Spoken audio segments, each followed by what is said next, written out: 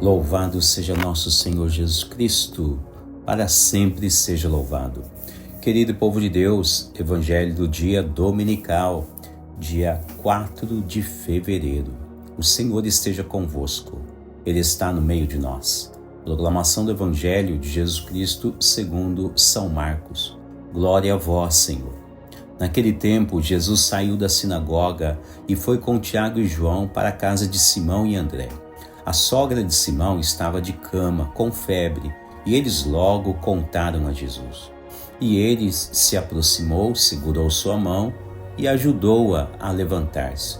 Então a febre desapareceu e ela começou a servi-los.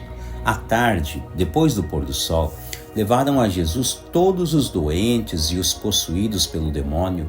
A cidade inteira se reuniu em frente à casa. Jesus curou muitas pessoas de diversas doenças e expulsou muitos demônios.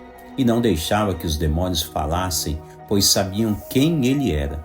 De madrugada, quando ainda estava escuro, Jesus se levantou e foi rezar num lugar deserto. Simão e seus companheiros foram à procura de Jesus. Quando o encontraram, disseram: "Todos estão te procurando." Jesus respondeu: "Vamos a outros lugares, às aldeias da redondeza. Devo pregar também ali, pois foi para isso que eu vim."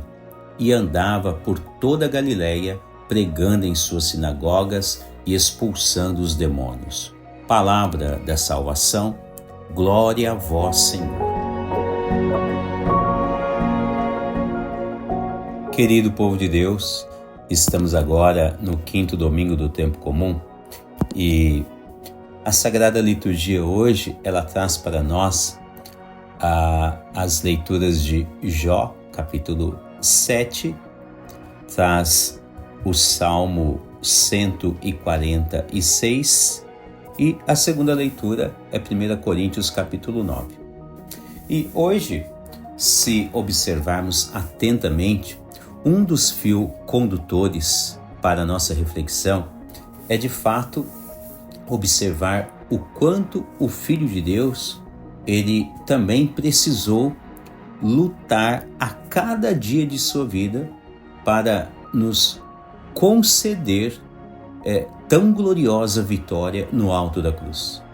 E se notarmos atentamente, repare que as leituras de hoje, de um modo geral, nos leva a este pensamento.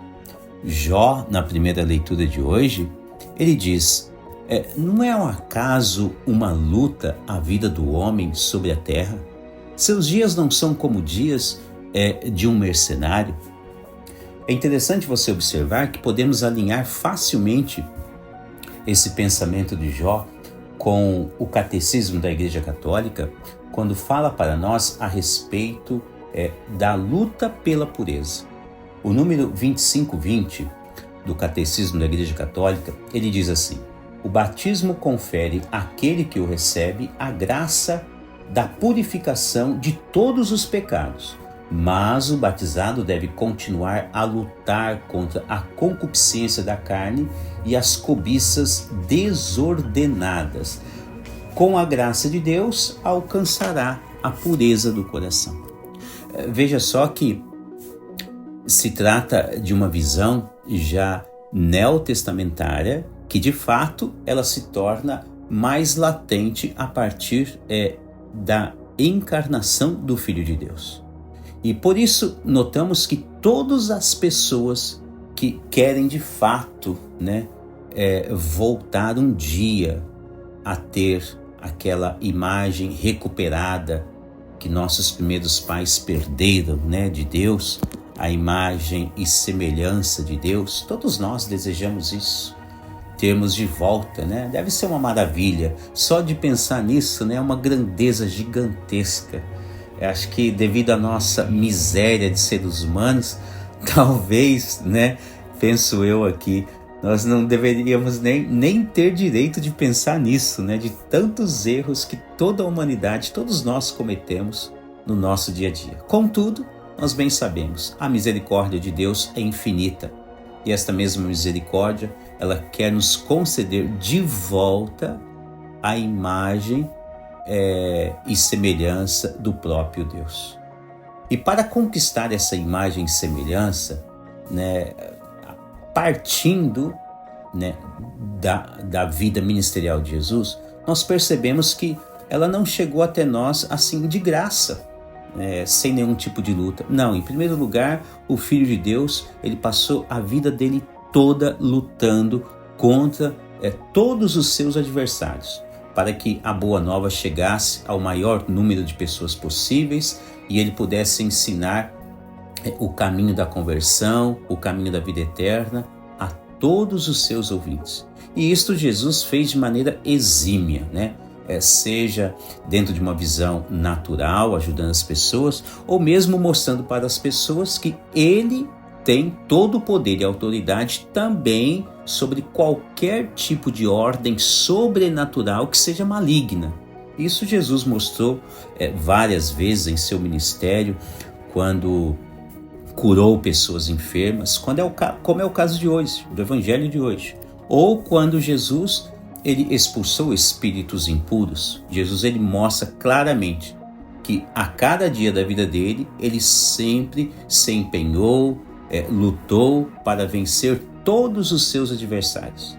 E no alto da cruz, ele nos concede aquela vitória grandiosa de termos a possibilidade de, a partir de Jesus, recuperarmos a nossa imagem e semelhança de Deus. Repare que a segunda leitura, São Paulo também, agora convertido, né? Ele também mostra para nós que de fato a vida dele é uma luta para evangelizar, para levar o evangelho ao maior número de pessoas possíveis.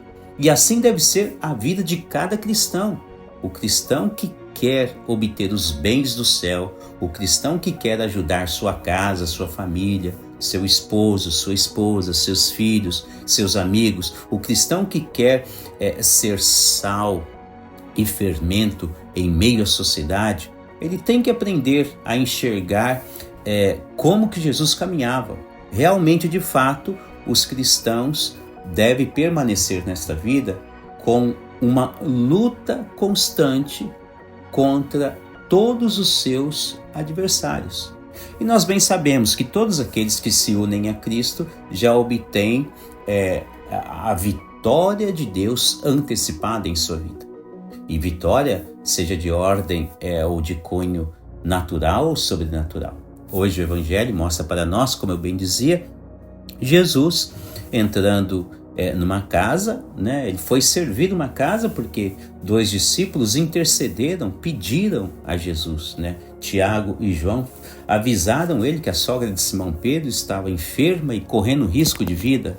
Reparem aqui, querido povo de Deus, o quanto é importante a intercessão, a oração, a sua intercessão junto a Deus, pela sua casa, pela sua família ou por outras intenções. Quando ela é verdadeira, sincera, ela alcança os bens espirituais do céu.